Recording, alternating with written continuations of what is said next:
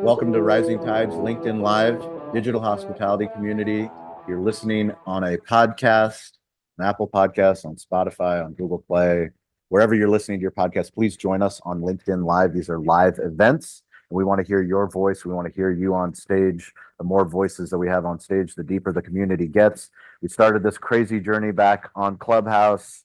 I believe it was August of 2021, and we show up every single Wednesday, every Friday, 10 a.m. Pacific time, 1 p.m. Eastern time, 6 p.m. London time, wherever you are in the world. If you're in restaurants, if you're a content creator, you're in sales, marketing, wherever you are, we believe in storytelling.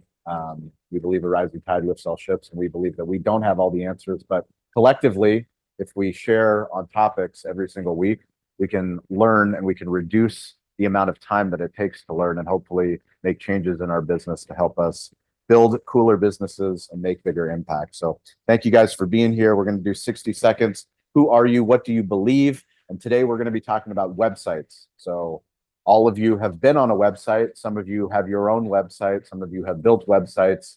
I have a story that I'll share with the group. I will leave names out because kind of close to this community, but we have a case study that we're going to talk about, and then I'll talk about Cali Barbecue. But then more importantly, I want to hear about your website, what you've learned, things that you like, things that you don't like, and hopefully somebody that listens to this can make an improvement to their website and actually drive some more sales. Elizabeth, go ahead, start us off, 60 seconds. Who are you? What do you believe? My name is Elizabeth Doss. I create animated GIFs to help brands and businesses across social media be able to connect with their community and increase engagement, brand awareness, all the wonderful, wonderful bits. But I had a fun time this week because I believe there is even sometimes magical things, powerful things that can happen across social media. And I got to connect with a friend of mine who is in Tanzania doing amazing work with Compassion International, but also he's on Safari and all those wonderful things. But he had asked his community if they would raise, if they would sponsor over 250 children in that area near Mount Kilimanjaro, that he would do a fun dance. And so they did that, but not only that, but they exceeded it. It's now at like 375 kids who are being freed from poverty. But I made him a GIF of him because he did the dance for his community because they responded. But I made a GIF of his dance, and so now the community is using it to send to one another to make one another laugh. Anyway, so I believe there's an extra like layer and level, and there's so wonderful people out in the world, and you can find your communities across social. Anyway, back to you, Sean. Absolutely love it. Thank you, Elizabeth. Jason Berkowitz is back in the house. Jason, we've missed you. Welcome back. Go ahead. Good to be back. Missed you all. Jason Berkowitz, longtime restaurant operator and partner, founder of Arrow Up Training. We help develop supervisors into leaders, which is becoming more important than ever, aligning with what I believe that California is actually doing a couple good things in favor of small business and restaurants, hopefully signing into law. First, removing California from the junk fees law, and there's not enough time to get into that. Second, removing liability for PAGA lawsuits that all these attorneys were running around like ambulance chasers, that if you actually develop your leaders, you will lower your penalties. So I believe California is doing a couple things right, which is awesome. Back to you. That's fantastic. Yeah, you don't usually hear that, but that's great to know. Troy Hooper. Troy, are you feeling better? No, I'm a CEO in bed. CEO in bed, still in I've bed. spent more time on my back this week, but trying. Wow, I didn't know you got hit that hard, man. Did you get a delivery, IV delivery again? No, but I had a pretty good immune boosting smoothie this morning, but yeah, no, just ups and downs of whatever the hell it is, but all's well. Troy Hooper. Sometimes I'm a CEO of a restaurant group, and I believe that you got to listen to your body and do what it says. Otherwise, 3 days turns into 7 and 7 into 10. I don't know. But anyway, all good. Love all of you. Missed you. I've been super busy having meetings and things that I couldn't control, keeping me out of this room. But glad to be here and looking forward to the conversation. Thank you, Troy. Happy to be here. Kyle Fluger, Cali Barbecue Media in the house. What's up, Kyle? What's up, guys? Yeah, likewise excited to be here. Sean let us know that this week was going to be talking websites, and I knew that like hear this, man. I tickled your fancy. Yeah, I was like, if we're talking websites, man, I got to be there. So that's my wheelhouse. That's what I do. Cali Barbecue. That's what I do for my own company, Mithril Media. We specialize in websites. And in terms of what we believe websites should be mobile first. We believe they should be accessible, and we believe they should be sexy. So excited to hear some stories today and talk to you guys a bit about it. Am I getting feedback? Or I was getting feedback, not anymore. Good. Kyle, maybe are you on headphones or what are you on? No, just a laptop speaker. Okay, Is good. it? No, sound it's fine. It's fine. It's fine now. I was hearing myself and I feel bad for my team that has to hear me as much. as they have to hear me. I certainly don't like hearing myself when I speak. I always forget, Sean, if I'm talking to you live or if I'm just listening to the show. If you're So watching- if I don't make it to a meeting, I'm like, I'm already in a meeting with you, Sean. Oh, wait, no. This is recording. I have so much empathy for my team. You guys are the best. Go ahead, Stover. Hey, everyone. My name is Stover. I'm executive producer with Cali BBQ Media. I have a long history in journalism. I started in print journalism and quickly realized that if I wanted to have a career past my 40s, I was going to have to adapt out of print. And so I did. Taught myself podcasting and then everything else that comes with digital media. And along the way, I met Sean and this amazing community. And I really believe I've found my place. I thought I was a journalist, but no, I am a storyteller. So that's why we're here to talk about stories and how to tell them on a website. So I'm excited for this one. There it is, Stover. Laura Wilbur in the house. Laura, who are you? What do you believe? Happy Friday, and I'm Laura Wilbur. I've spent a few decades now trying to help businesses grow, and I believe that restaurants and businesses at large should try to find the most cost-effective way to attract and retain the highest value guests. And I believe that the company I work for, DeNova Corporate Dining, does that really well. We run a network of restaurants that we send our corporate and government clients to when they're traveling for business. So there are 23,000 restaurants that we're currently sending these 18 million corporate cardholders to as part of their company policy. They dine midweek and they spend 50 to 200% more than they do when they're paying with their own money. Back to you. Awesome. Thank you, Laura. Mandy Graziano. Happy Friday. Happy Friday, everybody. My name is Mandy Graziano. I am an author and I run a sales coaching company that helps hospitality organizations develop better connected, better closing, and way more compelling sales teams.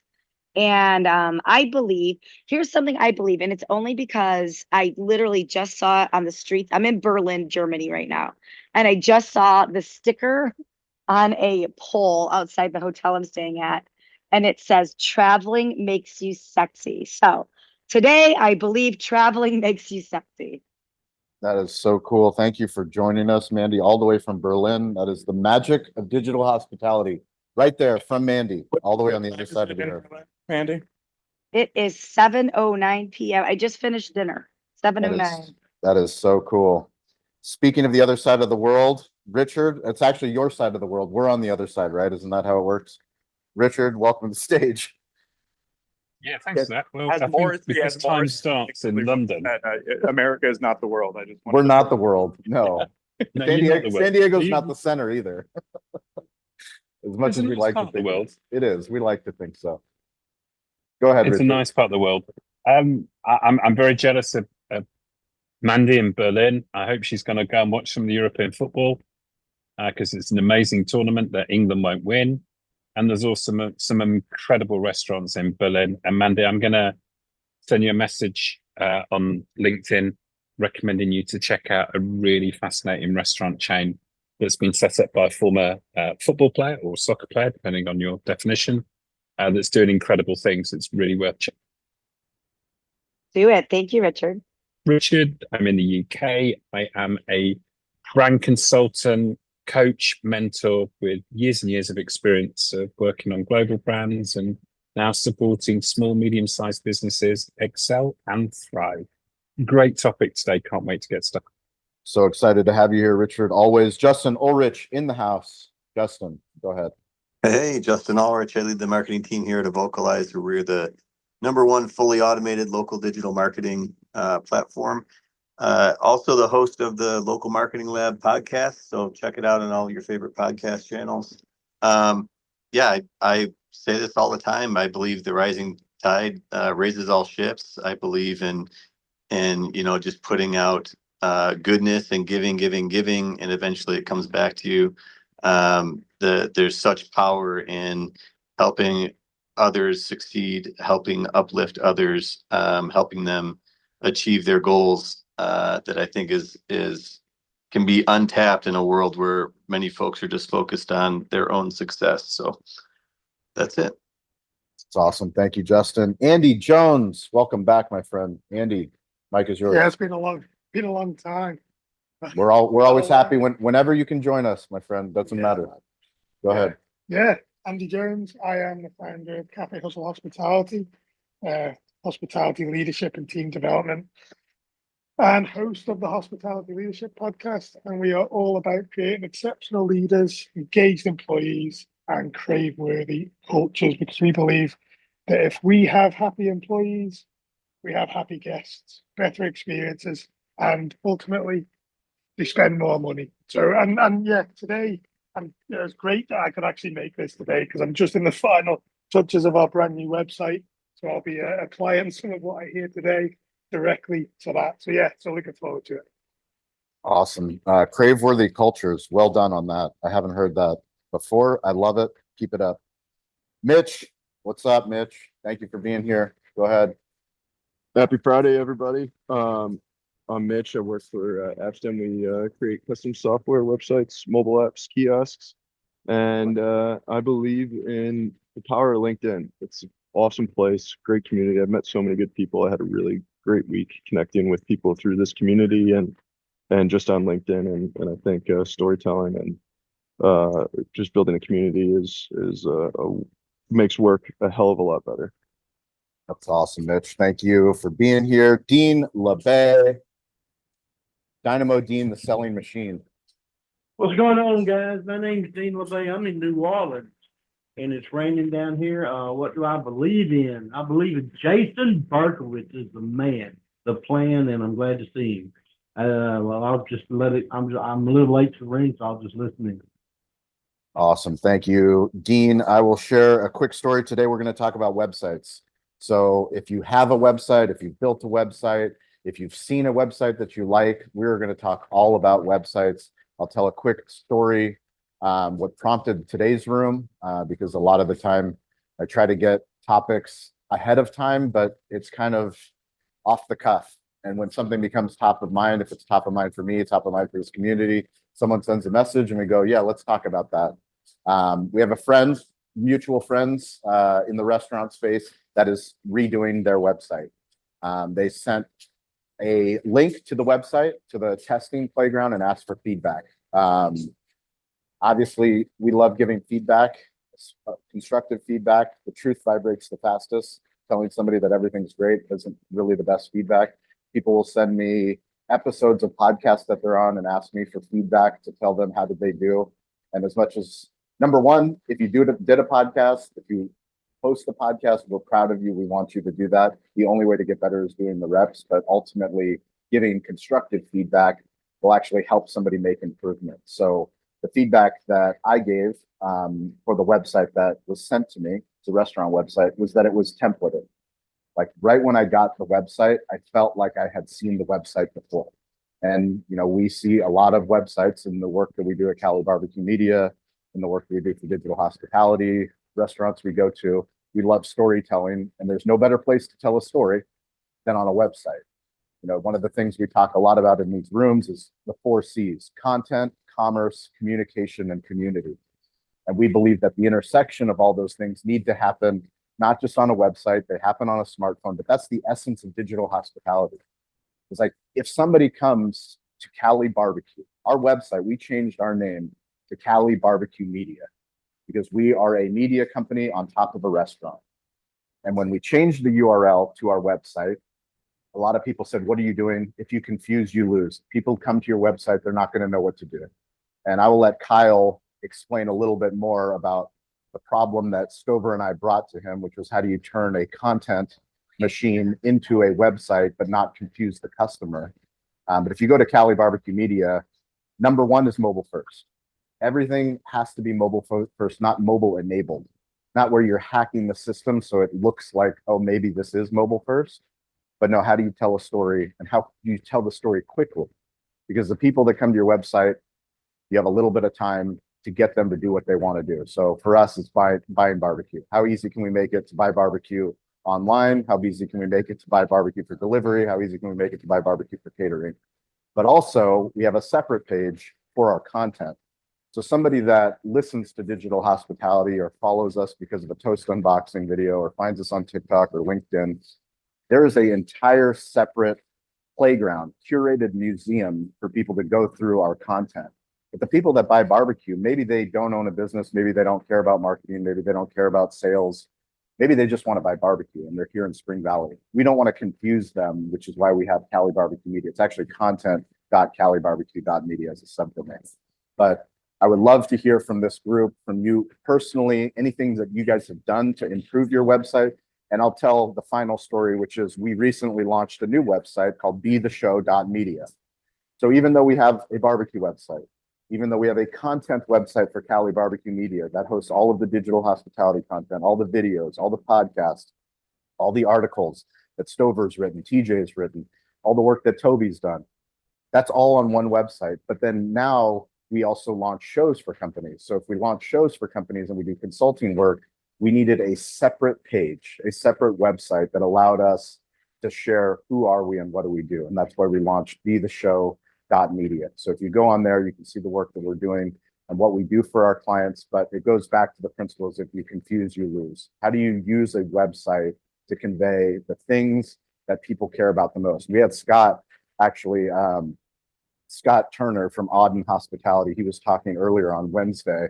I was on his show, and we were talking about his website and about his mantra, the things that he believes in.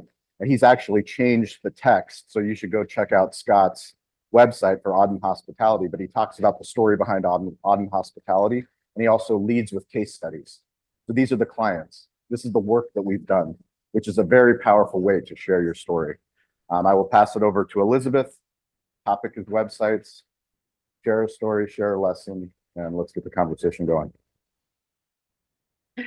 Elizabeth wants to put herself in the corner for this conversation. Uh-oh. Is that allowed? Uh-oh. What happened? I Do you have a website? Let's start there. do have a website. Okay. And laughable, and I cringe every time someone tells me they've gone on to look on my website. I haven't made it a high priority, but I am working with Richard and our friend Brandon Wilson, who's an amazing visual graphic designer. I love what Brandon creates. We've collaborated on several projects, and he visually pulls out what Richard has been mining in the brand DNA and the things that he talks. And so I do have a process coming. But it's embarrassing right now. But my website, if you want to check it out, is estudios.com. If you want the before, if you want the before of the transformation, you feel free to go check that out. And it's a placeholder. But one thing Richard and I have been talking about is your website is what talks about you when you aren't in the room. Like you need to have something that represents you well. And when by the way, guys, I'm going to try to grab your website. So please say the website name if you feel comfortable. And in this attached to this event, I'm going to drop the website links so that people can go and snoop around on each other. So I remember when Sean sent me the betheshow.media side of things that I was so blown away by the website. So I don't know if Kyle That's that one. But it is. It would be awkward if he wasn't, but yeah, that's Kyle's work. I use somebody else on the side now. But it is interactive. It's full, it's got great statistics, like it's got media. Anyway, if you want to see what like a anyway, it is a poster child champion of a website if you want to go and check that one out. My add to this conversation very quickly, because Heather Cox is not with us and I know she's super busy. And I hope that it's all the good things. That she taught me something on this show. And so Heather Cox Codes is where you want to check her out. She is always dropping hints like this. But she was saying, stop if you're using a link tree or some sort of third party website thing, especially on your social media, stop doing that, because when people show up first on your social media and then they go to your website, that third party is getting all of that traffic. And so what she taught me is to create a hidden page on my website where I basically built out a fake link tree with my own buttons, with my own books, like the books that I've written that people can head to. I made my own little mini mobile friendly web page, but it goes directly to my website instead of it going rerouting through someone else, so that I get that traffic. I get the point for it. So if you're curious about more of how that works, I'd be happy to explain it. But stop using Linktree, Milkshake, any of these other apps. They're getting your traffic. And so anyway, back to you, Sean. That's awesome. Great tips. Thank you, Elizabeth. And definitely check out Heather Cox Codes. She is a part of our digital hospitality community, shows up all the time. I'm sure she's busy working on some important stuff. So absolute shout out to her. Jason Berkowitz, website master, Zen master, Well, the rabbi. so- Tell me a the story, rabbi. Jason. Jason Rabbi Berkowitz, Berkowitz. Rabbi Berkowitz, please. Arrowuptraining.com, Elizabeth. And I went to your site and it's cute and it's fun and it's a great V1 and I look forward to V2. But for me, arrowuptraining.com. Last night, I'm sitting there and I'm watching the first episode of the new season of The Bear. And we, industry giant of the show. And I'm not giving anything away. And there's a point where Carmi is flashback into working on plating. And one of the chefs he was staging under had said, looked at his plate and then he wrote on a little piece of tape, by the way, after he cut the tape, because clean edges is something you absolutely know in this business and in production. You don't tear the tape, you snip the tape or razor the tape. Clean edges matter. Side note. Cut the tape and he wrote subtraction. And I looked at that. I really thought about how incredible really that is, that the secret to make something better is to take everything unnecessary away, not to add things. And in transferring this to websites, I'm on a journey to better understand as we're going to be iterating on our website a little bit more in the coming months. And I'm proud of our site and I think it looks great. But there's this sort of crossover that's happening where when we first started the site and we were building these pages, the teams that were helping us with Google Ads and SEO was literally about get as many words and keywords as you can on a page. And sure, there's SEO and backlinks and all this, but it was to get them to a page for Google to build trust. I want to list every sexual harassment training with this, every law, everything. Now, build as many pages as you can to get through. Again, there's probably a better way to do it. Well, then as I started to change the business and evolve and grow, I've talked a bit about Donald Miller, the story brand, and I know Sean and a lot of people here love that.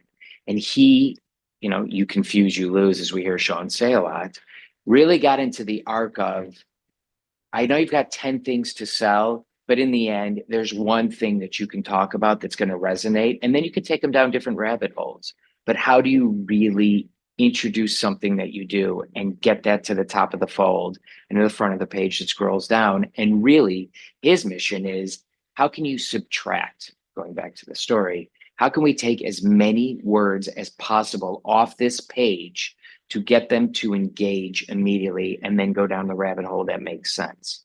And so as we start to iterate beyond this in the coming months, it'll be interesting, and Kyle, for you to speak on this and anyone else who knows. Obviously, you can hide pages, you can do things for keywords because it's going to be about balancing training ChatGPT, Google trusting you and be showing up on searches and keyword searches, but also importantly, when we drive somebody to the page, being able to clearly communicate that we're about to solve a problem in a way that makes you the hero and we're the guide.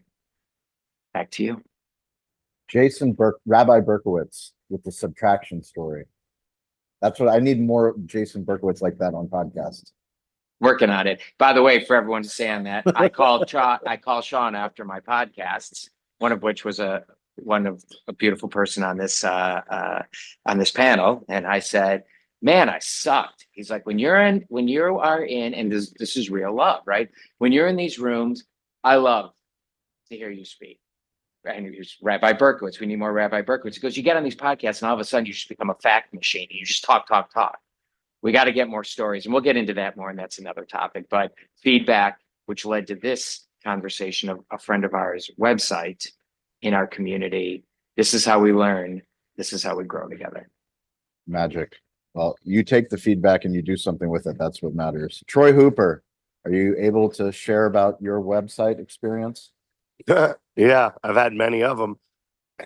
I want to come from an angle of advice that I've been given and that I always try to remind myself. And even when I look at my site now, pepperlunchrestaurants.com, and I put myself on the chopping block for feedback, criticism, etc. In the restaurant business or any business, but particularly I find this in restaurants is a lacking thing is, did you ask yourself why somebody is coming to your website? What is the purpose of your website? We've actually had this conversation about Sean's websites in the past, and now he has this new iteration, which is fantastic. We've had this conversation with other people in this room, and the answer is, why are people coming to your website? What do you need to make easy to find? Right? Are you trying to tell your story? Are you being a billboard? Are you broadcasting? Or are you trying to create a resource that provides information that people are looking for? Because if you look at your analytics, just go to Google Analytics and make sure it's connected to your website. If you look at your analytics and ask yourself why the average person spends 12 seconds on your website, or they never click past the first page, or those are the questions you have to ask yourself. So are you solving the problem for the person who is seeking information? And most people don't come to your website wanting to know the life story of why you created the thing you created. That needs to be there. It is part of your story. It is something some people want to know, but they're really looking to solve a problem, get information to make a decision. And usually a decision is whether or not to do business with you. So every single click, and I'm not the expert, but I believe I've heard stats like every single click you make somebody click, it's 10% people fall off. So, and it might be higher than that on the first couple clicks, but you lose people very quickly if you don't make it easy. And what are people looking for? And if you don't know the answer to that about your business, it's somewhat okay. I think you should have an idea, but you should ask your customers. You should ask your employees. You should ask your neighbors. You should ask other people in your business that have websites like yours. What are people looking for? Why are they coming to the site? And make that as accessible with as few clicks as possible. That's my belief that navigation matters most. Of course, aesthetics, of course, functionality, of course, ease of use, absolutely mobile first. Nobody's sitting at a desktop going on a website most of the time. We're all checking, we're clicking on your Instagram link, we're clicking on your LinkedIn link, we're clicking on something. And if you're driving us to your website, then you need to make the information we want easy to find. And that's in the restaurant business. Where are you? What do you serve? How can I order it?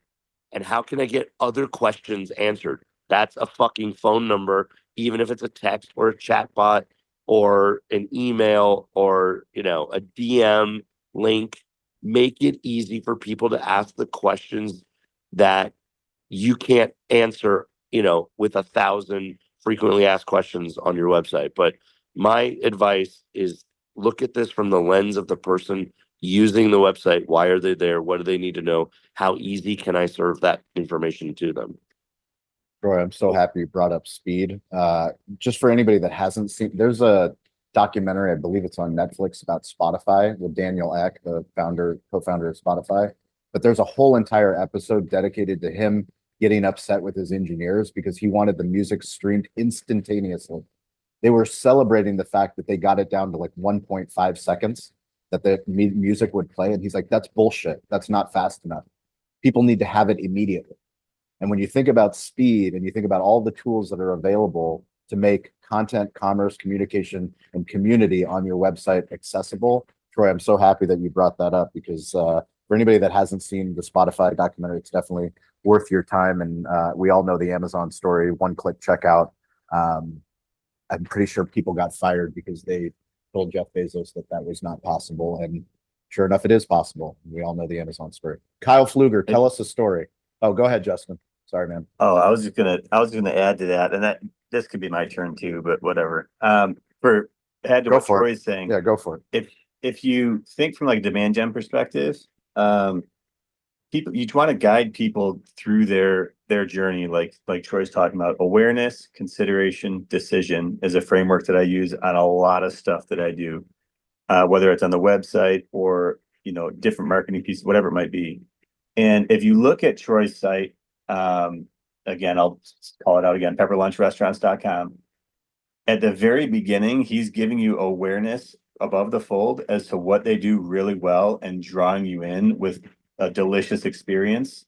Then consideration, well, what is it that they offer, right? Or if he's got client or testimonials or showing happy faces eating the food or whatever, right? That's getting me to consider whether or not I want to take the next step and actually go in. And then at the bottom, his decision part is, where are these things located? So that same framework can be applied across any industry. If you're B2B or B2C, awareness, consideration, decision, guide them through their journey and help them get to the information they're looking for as quickly as possible. Just to reiterate what Troy said, our website's at vocalize.com. You could check it out. We recently redid it about a year ago. I'm super proud of it, but we tried to have that framework in mind when we created not only the homepage, but each subsequent page that is supporting as well. Can you share about the podcast and how it lives on a Vocalize, and what have you done specifically to bring attention to it? Why does it matter?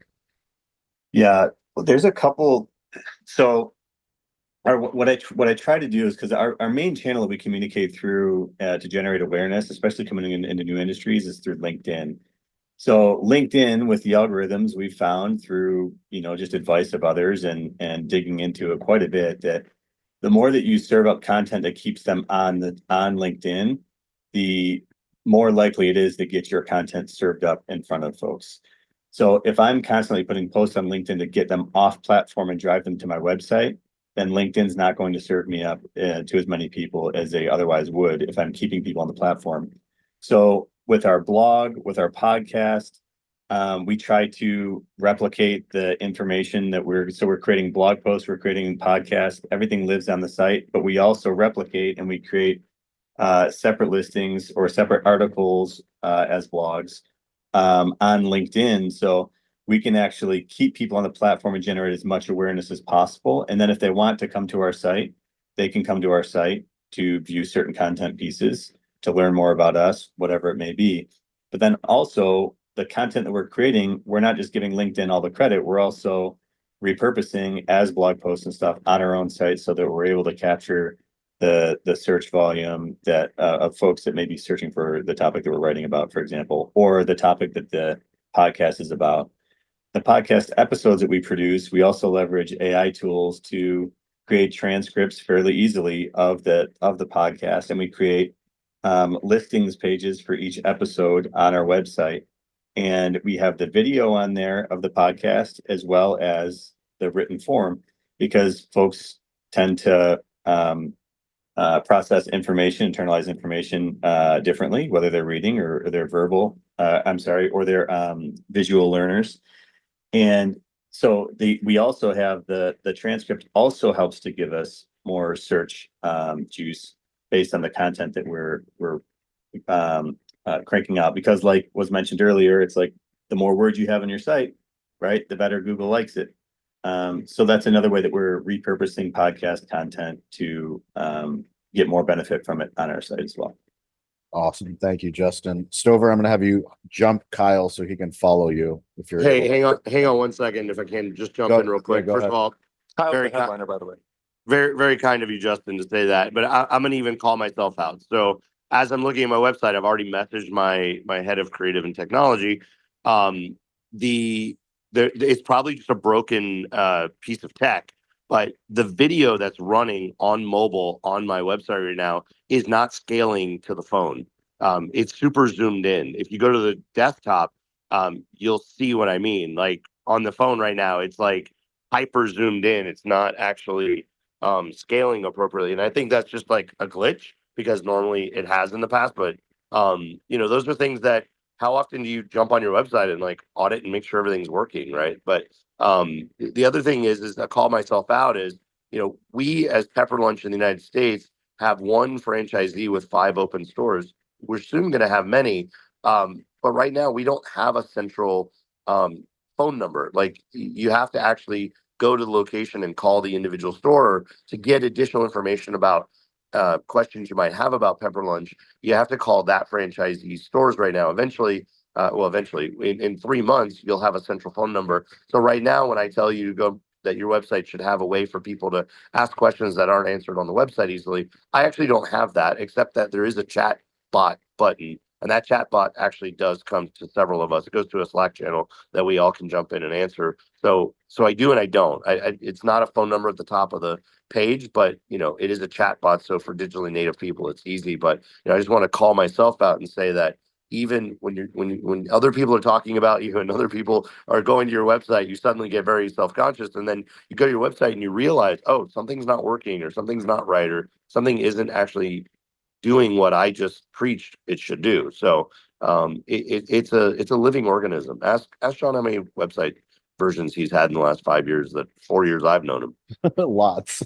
Just the Be The Show.media has had many versions. We're actually changing it right now. Kyle can talk about it, but Stover, go ahead and share a story or a lesson. Something. Yeah, there's a couple that give some insight to what we've learned. I think I really started truly thinking about web design from a user perspective when me and Sean learned of this study many years ago. I'm not sure who we learned it from, but it was the fact that a reader of your website or visitor will look to the top right hand of the page, the top right corner first. And that's like the most important real estate on your page. And I started to think, oh my God, like we're wasting all, we're confusing what people want to do. What do they want to do on the main website of Cali BBQ? They want to buy barbecue. So we decided that simplicity was the way to go. And I think it's always the answer, but you have to look at these user patterns. Back in my newspaper days, we would do these studies that the companies would commission, where you'd bring people in and have them read your paper or magazine, and then they would use cameras and stuff to track their eyes on where they looked at the page and what order and for how long. And it was so consistent that it was shocking, because you'd like to think we're all unique, but we're really not. A user is there for a specific reason. So how do you create that sort of user-based experience? And there's some jargon around that, but that's a big topic of conversation whenever we talk to Kyle about the website. And something that he's really focused on is, what is the person coming to the website to do? And how many of those people are there, and how can we cater to them? I'll pass it to you, Kyle, to talk about our strategies. Man, this group is dropping some absolute fire today. This conversation is getting me all kinds of excited. So I absolutely love it. I'm sitting here taking notes on everything that you guys are calling out, because there's so many good points that are being made. And like I think it goes to highlight, websites are an ever evolving thing. My business here, Mithril Media, Elizabeth, for you, our website is mithrilmedia.io. One of the core values that we have listed on that website is stay curious and evolve. And like, we believe that to our core, and that's something that we try to translate into every single one of the projects that we work on. Just like, if you own a restaurant, right? Like you expect your staff to do the work to keep the restaurant up to date, to keep it clean, to keep the specials, when you've got signage in the restaurant to, promote the latest special. Like those things are all expectations, and your website needs to be the same thing. You've got to keep it fresh. You got to keep it up to date, and you got to keep evolving because the market's going to change. And if your website's not evolving with whatever's going on in the market, however things are adapting, you're going to fall behind. And that's, I think, a great segue into some of the work that we've done at Cali Barbecue. When Sean and I first started working together, was pre-pandemic, and as we got into the pandemic, as I'm sure many people on this call have heard, there was a big transition on the Cali Barbecue side of focusing really on the delivery side of things. And in a lot of ways, that's what's kept things afloat and helped the business scale and grow and become what it is. And a lot of that came back to how we decided to rethink the website at that point in time. And one of the common threads that I'm hearing in a lot of the conversation that we're having here is really the importance of understanding your audience. And that was, I think, a really key point in time for us at Cali Barbecue and Cali Barbecue Media, was being able to differentiate that audience, and to use the same phrase that's been uttered a few times here: if you confuse, you lose. And so by splitting that out and focusing on, okay, well, we've got people that are coming to this website that want to buy barbecue. We need to make that as easy as possible for them, as absolutely simple as we possibly can. Get them through that funnel, get them to the tools to order online, ideally from whatever the preferred POS system is. So we're not paying additional fees, but if people want delivery, we need to give them delivery too. People are looking for those things. So really, really intimately understanding who your audience is, I can't stress enough, is like, before you even think about what your website's going to look like, what functionality you want, you absolutely have to ask yourself that question of who is the audience. And then the second questions that we always ask whenever we're starting a new project, whenever we're working with a new client, that first one, like I just said, is who is your audience? And then the next two questions are, as the business owner, what is your desired outcome for a single user visit to this website? If every user visit could end with something, what do you want that to be? Understanding what that is incredibly important. And then the second piece of that is, now put yourself in the user's shoes. As a user on your website, what is your desired outcome of visiting that website? And understanding both of those things and making sure that they are meeting in the middle, and that as you burrow through that mountain, that as the business owner and as the user, the website being the medium between those two things, that you guys are both working to the same end goal. So that means, as a business owner, we're catering to the audience, and that we are striving to achieve their desired outcome, and making sure that our desired outcome is aligning with theirs. Because if not, that there's a bigger problem. There's a brand messaging problem. If what we're trying to get out of the website isn't what the user is trying to get out of the website, then we've got bigger things that we need to solve. So I think those three questions are absolutely imperative to ask whenever you're thinking about how well your website is doing or how it can be improved. Know your audience, know your desired outcome, and know their desired outcome. And I think if you can effectively answer those three things, you're going to be in pretty good shape. Real quick, just a couple things I wanted to highlight from some of the other points that folks have made.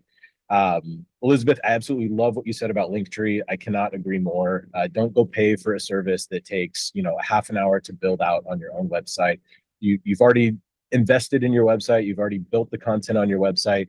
It's not hard to do, and it's honestly something that if you're not comfortable doing yourself, any decent web designer can put a simple page together that's going to look and feel a lot like Linktree. And then a lot of times you can even make it better. Like it makes it really easy. You don't have to pay for extra features to embed a video or do these other things. So all of the content that you produce, all the really important calls to action that you want to drive people to, put that on your own website. Save yourself the hassle of having another login to remember and driving traffic to some platform that you're not going to get any benefit from. So couldn't agree more. Absolutely love that call out. Troy, you were talking a bit about the speed of the website, and you are 100% right. There's a pretty famous study now out there that Amazon identified that every 100 milliseconds of latency, in other words, every 100 milliseconds that it takes for someone to get through the funnel, it equates to a 1% loss in sales for Amazon. So when you're thinking about things at that scale, 100 milliseconds seems like so trivial and so minimal, but a really great place to look for things that we should be striving for are these large companies, because the fact of the matter is they have the data that we can all benefit from. So looking to people like Amazon, like Google, the heaviest hitters out there, there's a lot that we can learn from their insights, because that's something that they're constantly investing in, because 1% of sales for Amazon is absolutely massive, right? So incredibly important. There's a whole rabbit hole I can go down on the topic of website speed in particular. It's something that I think is oftentimes an afterthought and isn't, everyone says that they want it, but executing it requires a level of intentionality that I think people really need to be aware of when they're putting a website together. Let's see what else I have here. Jason, you were talking about the less is more approach, and I could not agree more. And you are correct in the sense that sort of historically, websites have all been about like get as much verbiage, as much content on there as possible.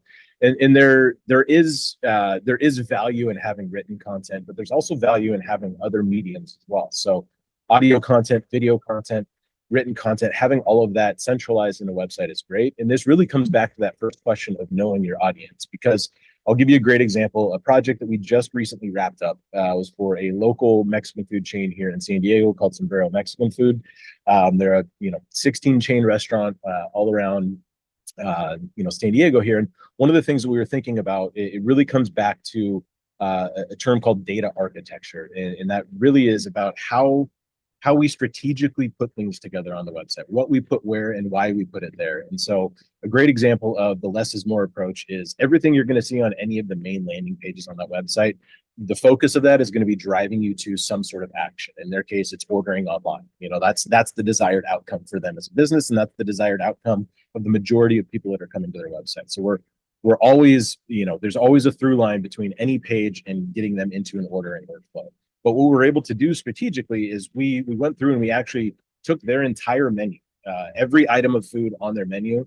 We built out a single page for every single menu item. So now what we have is a very easily traversable hierarchy that Google can easily index and crawl, where here's the Sombrero menu. So when somebody goes and types in, which for restaurant owners, as you know, the number one thing people are looking for your restaurant is what your menu is. They want to see your menu. So when people are going to search for the menu, where are they going? They're going directly to a page for that specific item that they're interested in, or that specific category of food, or just the main menu page. And they've got a really easy way of navigating through. And what we're able to do is on those individual menu pages, we can load those up with keyword rich terms, things like Mexican food in San Diego, best taco shops in San Diego. We can build that organically into the content where it fits there. So it solves all the problems that we've talked about, right? Because it's catering to our audience, it's achieving the desired outcome of both the business owner and the end user. And we get the additional benefit of now we've got keyword rich content. It's littered throughout this website that's just going to help the website rank better. So there's an art to that.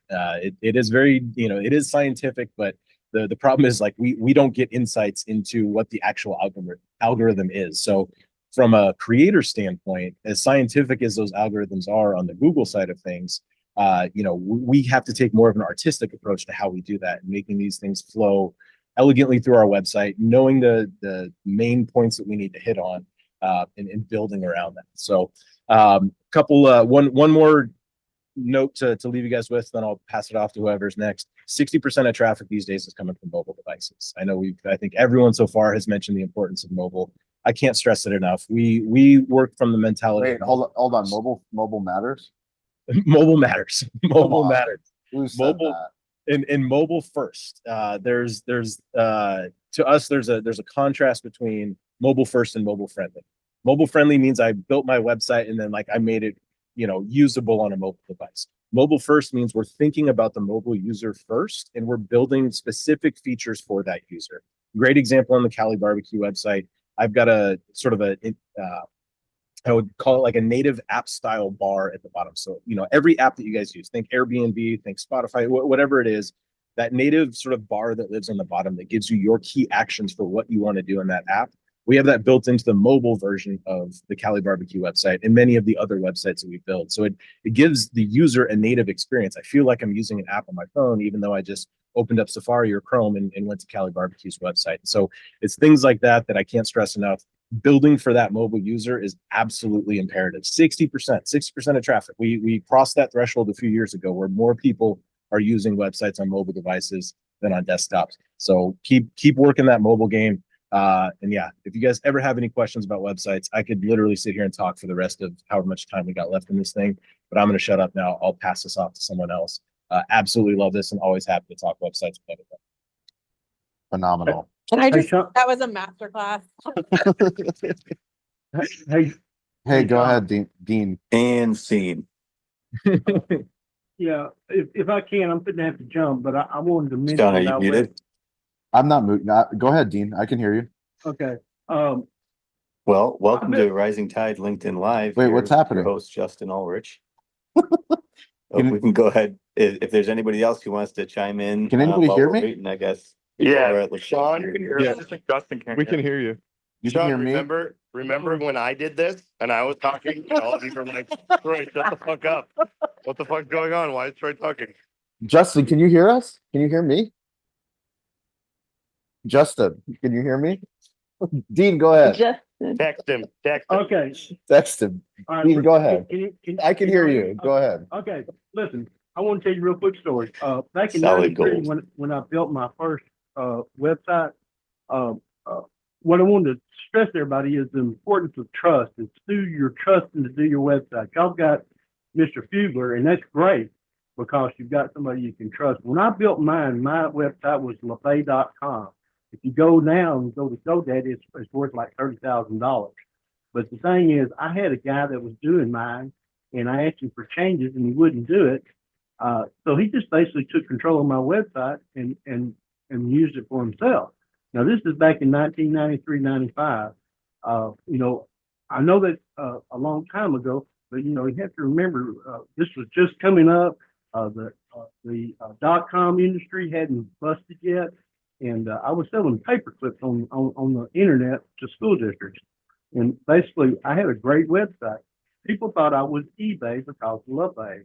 But anyway, it's a long story, but I think the most important thing, if nobody gets anything out of this today, is the person that you've got controlling your website, which is where your traffic's going to come to your landing page, got to have a trust with that guy because I screwed up. I made a huge mistake. I didn't take him to court and I didn't do anything and I lost that website. I had to start up another one called USA Office because I lost that one. But long story short is everything I'm hearing is great today. I'm fixing to start up another website, so I'll probably be in touch with you, Cal. Anyway, thanks. I got to go. Appreciate it. Dean, the paperclip salesman on the website. I mean, you are a legend, Dean. I forgot that you sold paper clips on websites. Listen, Listen, I am listening. I'm listening and I'm fired up. That's a magical story. everybody told me I was crazy. You're not crazy. It only You're visionary. took you 3 decades to find your tribe. Couldn't that be like a Jerry Seinfeld movie? Like Holy the shit. first person to sell paper clips on a website? Like, I Holy could see it. Definitely. Listen, I had most every school district in Arkansas and the state of Texas. Me and a guy in a company called Office Depot, and I had 22 strong employees, and we were going strong.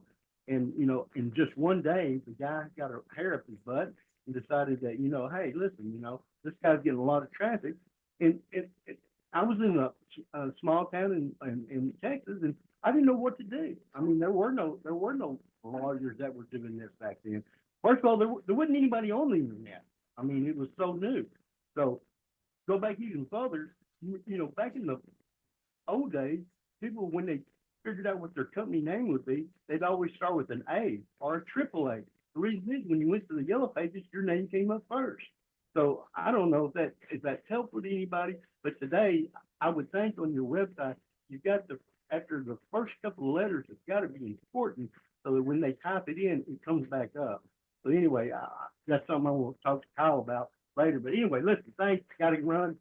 Go run, Dean. You're a legend. Thank you. Laura Wilbur, you got a story about websites you can share? Just a really quick one. And Dean LeBay, you are ahead of your time. You're seriously a visionary, and I love your stories. Thank you for sharing. Everyone else, such great, valuable content. And I'm just coming at it from a consumer standpoint. I spend a lot of time on restaurant websites and have for many, many years. My job is really to kind of vet a restaurant before I have a meeting to determine if they would be a fit and if I believe that they can accommodate my corporate diners, right?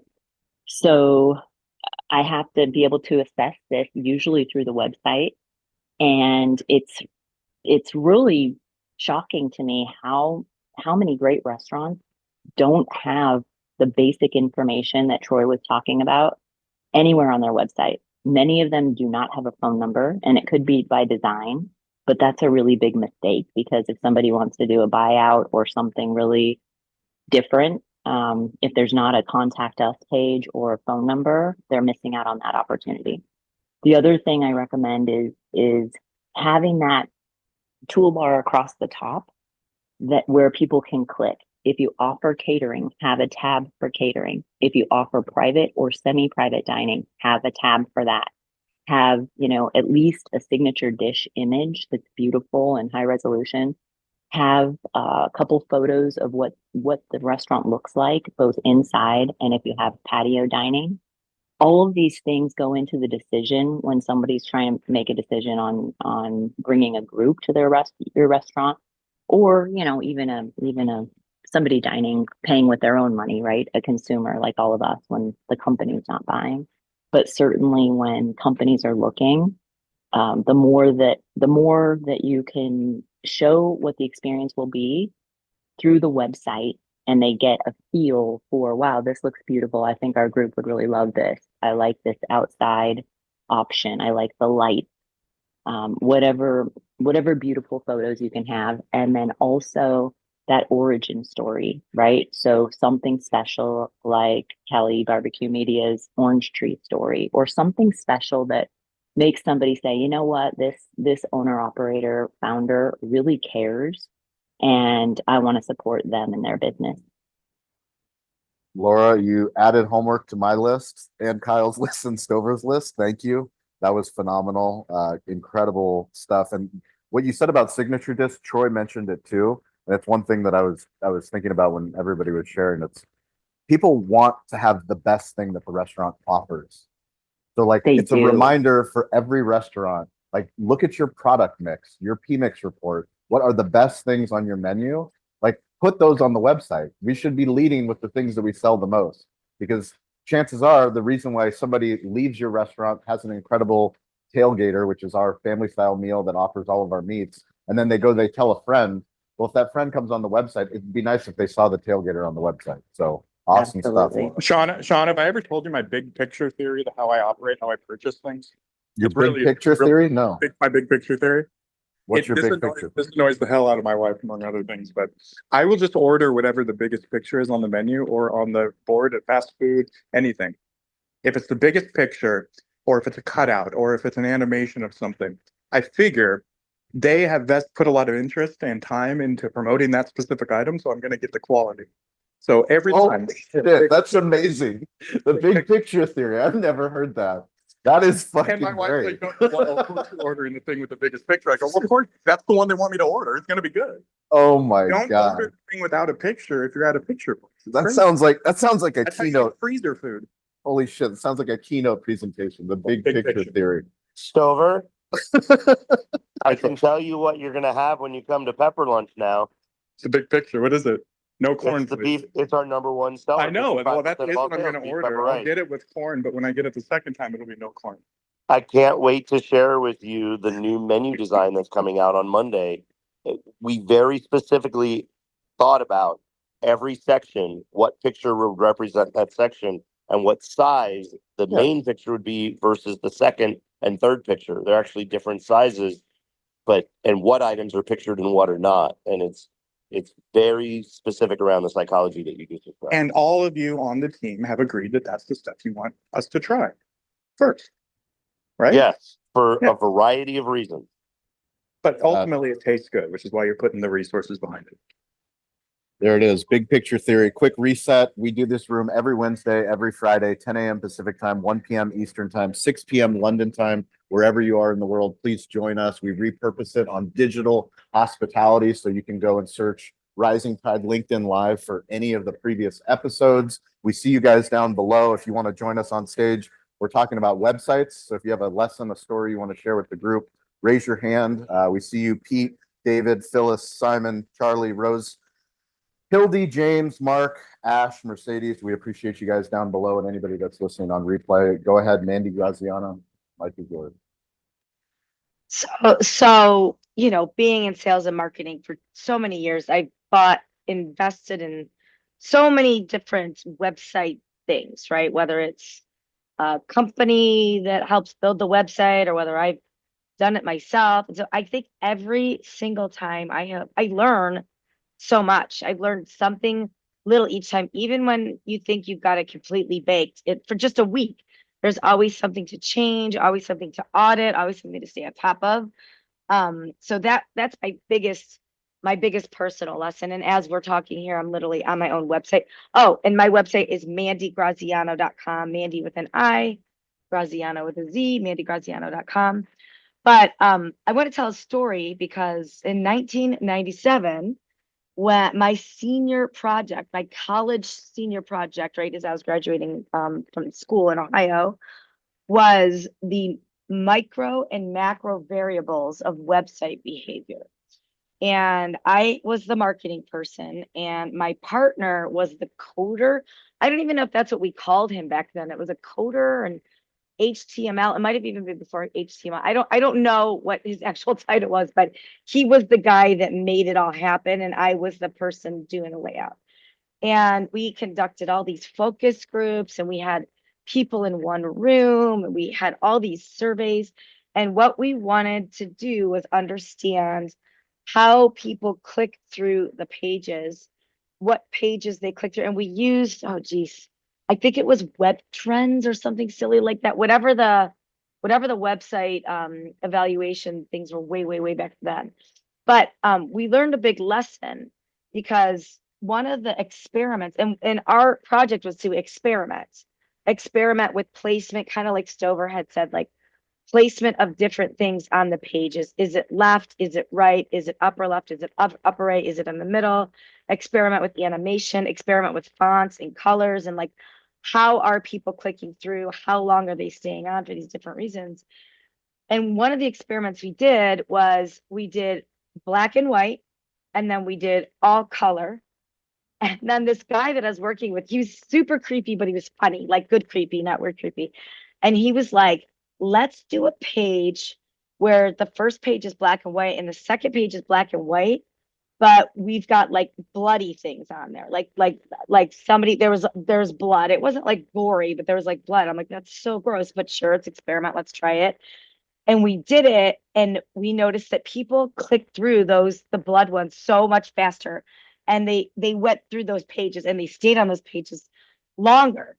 And then we learned after we did another focus group that it wasn't the blood, it was the color. It was the drastic contrast between a black and white page to a black and white page with a pop of color. It wasn't blood, it was the pop of red. So I share all that because, you know, that was 1997. I learned a lot about behavior, but I learned a lot about where people's eyes are drawn, and that like it's always changing, right? I mean, it's always changing depending on who your audience is. And you just really have to pay attention to the market conditions in your own industry, and your audience changes, your customer base changes, and constantly do the audit. And you might think it might be the blood, but really it's just a pop of color. So don't make any assumptions, and ask people, right? Survey your crowd, survey your audience, and ask, because their tastes and their things have been changing too. So I'm happy we're talking about this because I'm constantly looking at my website, and I notice on my website, whenever I update my blog, I get a lot more traffic through it. I love to write, but I don't always have time to write the stuff I want to do for my blog. But whenever I do, I get a lot of updates. I get a lot of more traffic when I have an updated blog. And then another lesson I learned is when I did my audiobook, as I did the audiobook, you know, when you have your physical book, people can take notes, right, in the physical book. But a lot of times with the audiobook, people are driving and they're picking up their kids or they're walking their dog. You can't always take notes, right? Because you're on your phone. So with the audiobook, anytime there was a lesson or a takeaway or something bulleted, I actually made a resources guide that's for free on my website. And I reference that in the audiobook, like, hey, if you're listening, you know, if you want these 5 takeaways of better networking, go to my mandygraziano.com and click resources, and you'll get some of these sales tales nuggets. So, you know, that is something of value. So I also learned your website. Yes, obviously it gets people interested in you, it gets people to click on a button to buy something, widgets, services, products, but it also can be a way to establish further value or to continue a product that you have. So my resources button on my website keeps the element of my book alive. It makes people a little bit smarter. It helps them continue to learn. And when they continue to learn, then they want to come do more business with me. So those are all my little lessons that I've been learning on my site, and I'm still learning every single day. So this conversation's super awesome. So thanks for having it. Oh, awesome. Great story, great lessons. And thanks for the reminder for anyone that's producing audio storytelling to use a call to action. That's a reminder for me too, to drive people to be the show.media for our digital hospitality content, our restaurant influencers content and everything. Great stuff, Mandy. Quick plug, Richard is going to be hosting next week. I believe it's July 3rd. You can confirm. Is that right, Richard? You're going to be leading the digital hospitality room? Yes, looking forward to it. Next Wednesday, same time, Beautiful. same place. Beautiful. This is our verbal contract. Richard's going to be leading, and then Jordan has stepped up. I believe he's leading on July 12th. Thank you very much. I still have 2 more spots if anyone wants to host this room. We can't do this alone. I will be in Mexico. I hope to join the room to support, but more importantly, I want to give the mic away and let people lead discussions. That is a rising tide. Richard, tell us a lesson, a story about websites. Yeah, my website story is quite an interesting one because 18 months ago, my website was the technical term a shower of shit. And then I rebuilt it last year, and I encourage you all to go and have a look. It's richersolutions.com.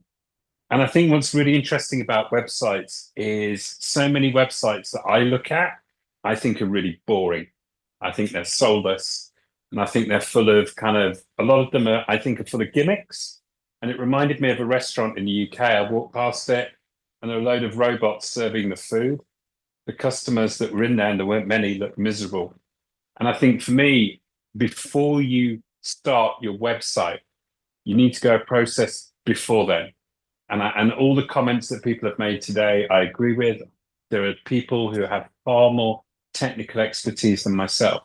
The bit I want to bring up, which I think is really, really important, and Sean, when you shared the room title for today, it was interesting because I was just writing my social media post for next month. And the first one is, don't build your website or don't relaunch your website until you've done your brand DNA.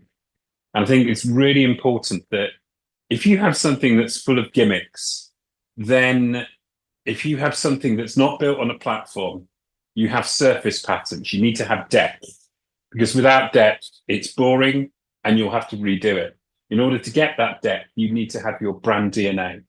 And I classify brand DNA into 5 sort of key aspects. And I think those who appreciate storytelling will really, really understand this and relate to it. And I'm really excited because Elizabeth has already done her DNA, which then will allow her to build her website.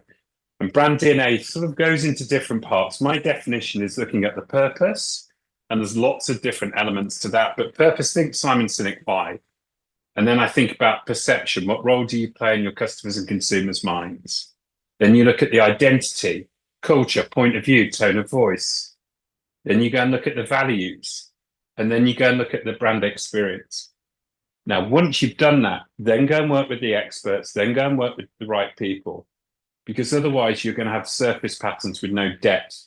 People want soul. They want to connect to you. They want to have all of that magic. And if you're not telling that story properly, you have a surface pattern. You're going to need to redo your website again. So before you start on any of the technicals, before you work with an expert, go do your brand DNA. Then you'll have a website, at least a platform, not only to build your website, but to build your communications and everything else. If not, you've got a house built on sand. Super helpful. Thank you, Richard. Can't wait for your room next July 3rd on Wednesday. Troy stepped up. He's going to be hosting on July 5th. So thank you to the community. We appreciate you. Jordan, our host on July 12th. The mic is yours. What have you learned about websites? You got a lesson or a story you'd like to share? First thing I want to say is Troy has set a unhealthy precedent that vacation is no longer an acceptable reason to miss this, Sean. So no pressure. I'm happy to host, but Neither is being sick. yeah, I've being on an airplane. I've hosted from Bulgaria, so I've hosted from the Bulgarian village, so I don't feel bad at all. And I actually prefer, I love the fact that we can have other leaders lead the discussion, and we all know the format. And I mean, I'm truly grateful. Truly, thank you, Jordan. Thank you, Richard, Troy, and everybody who's hosted or will host in the future. Go ahead, Jordan. Yeah, I'm super excited. So thanks for letting me. So I have a friend who is a entrepreneur, and he kind of has this saying where you should be embarrassed to look at the work you did a year or two ago as you're growing your company. And if you're not embarrassed by what you did the same time a year or two ago, you're just not growing fast enough. So I think that's really applicable to websites, like we've been talking about, where your website is not a finished product. It's something that is ever changing. So just my message is, and I had this happen to me a couple of weeks ago, where I literally went to my wife and I said, like, I hate our website. I think those are the terms I used. I hate our website. And I made a bunch of changes. So just know that, like, what your website is today is not what it has to be. And it's going to evolve and evolve and evolve. And just make sure you're looking at the metrics and not tweaking too much, but your website should change constantly. That's phenomenal. I love that embarrassment story. Like, that is the ever evolving, ever improving. If you're not getting better, you're getting worse. And it's a true craftswoman mentality. Awesome, Jordan. Justin, anything you want to add? Can you hear us now, or can you not hear us? Or you Yeah, there? I can hear you. I could hear you before, but I was just apparently messing with everybody. Well, Easter eggs. it worked out well. Anything you wanted to add before we do takeaway homework assignment? No, I do like the thing that Jordan just called out about it being an ever changing, ever living thing. You should constantly be assessing, is your website achieving the goals that you'd like to achieve? We keep a tracker here where we have, like, basically a bunch of different tests and hypotheses that we want to, of things that we want to test on our website to ensure that it's constantly getting better and better and better. And there's plenty of plugins out there like Hotjar and others that can track the things that we've talked about today, like how are people engaging with your site. You can look at analytics. You could see on Hotjar, like, where they're actually clicking and what they're doing to engage. If you have any experiences on your site, there's other tracking pieces that can plug into those as well. But if you're not, I highly suggest tracking. If you're not tracking a baseline, you can't improve, you can't optimize, because otherwise you're just doing things to do things. So track the data and let the data guide you down the path to what's actually working best for your website. Yeah, and I'll share a quick story. When Kyle and I, when we met with Stover and building the Cali Barbecue Media site, we came up with an analogy of hiring a contractor to build your dream home. If you hire a contractor to build your dream home or your dream website, that's phenomenal. You built a beautiful home. You have all of these bells and whistles, and you have a backyard, and you have a pool, and you have a living room, this amazing open kitchen, whatever your dream home is. But, like, a website is a living thing. You actually have to furnish that home. You actually have to host parties in that home. You have to have celebrations in that home. You have to live in the home. Living in the home is updating the website. It's adding content. It's adding storytelling. It's constantly improving, because as you live in that home, then other people want to come to that home. And if you just build a website and you leave it alone, then you're building a dream home that doesn't have any furniture and doesn't have any humans, doesn't have any stories. Elizabeth, takeaway homework assignment. Oh, that was so good. And I feel like mine is like this falling apart shack down on the corner. So I think give yourself a little bit of credit. You build mini websites for every single GIF you create. exactly. Every GIF is a mini story. So And that was what I was really being struck by with Kyle's share. I can't find it in my notes right now, but that idea. And so I'm trying to get back to where he was with it. That if anyway, I can't find it. I typed it up. It's not, so guys, if you want to see any of the websites and the comments people are making, I'm trying to add them to the event details of this post. If you can't join us on stage, or maybe you're listening to this on your favorite podcast thing, come find this link on the Cali Barbecue Media LinkedIn page. And in the event details, you can add your own website. We'd love to see the work that you're doing, and just tell us a little bit about how this podcast affected you, and come and hang out with us. So if you can't come on stage, go put your website in the chat function there. over to you, Sean. Absolutely. This community will support you. We will give you honest feedback, critical feedback. So put your website in. I promise I will find time in the next week to go look at your website and give any feedback from our team. But we want everybody to win. That's how this Rising Tide thing works. Jason Berkowitz, tip takeaway homework assignment. I think there's a lot to be said about tracking. Where are they coming from? How long are they staying? Where are they going to? And I'm going to make sure I keep that in mind as well as we iterate on our site. Thank you, Rabbi Berkowitz. Troy Hooper. My tip for everybody is while this show is happening, the podcast episode for the disruptive chef entrepreneur, Chef Christian Fisher, the disruptive chef entrepreneur on YouTube and everywhere else dropped. It is the episode with Sean Walchef. Please go listen to absolute legends kicking it off back and forth. It definitely is going to be worth your drive time earworm today. Thank you very much, Troy. And that is a reminder for the Orange Tree story to somehow appear on our website, Kyle and Stover. I don't know how we're going to do it. It's like but magic. Sean said. this is building in public. It's Troy gives homework and then I tell the team or somebody that listens to the call afterwards to do the work. Yeah, that's how it goes down. Welcome to how the sausage is made. Let's see. Kyle Fluger, tip takeaway homework assignment. Thank you for being here today. We really appreciate it, brother. Go for it. Can't hear you for some reason. You lost audio.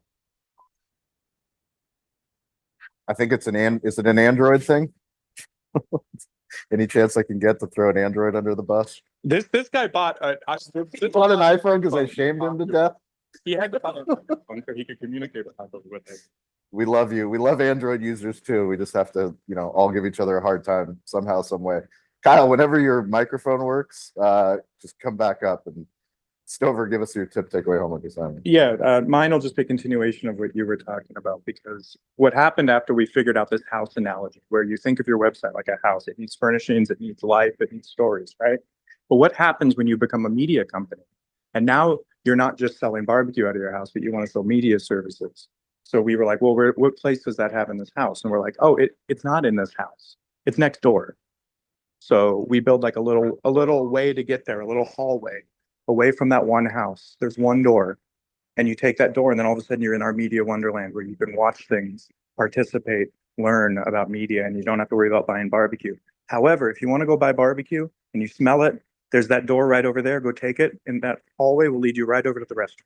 So again, thinking of digital as physical has really helped me understand the importance of what we do.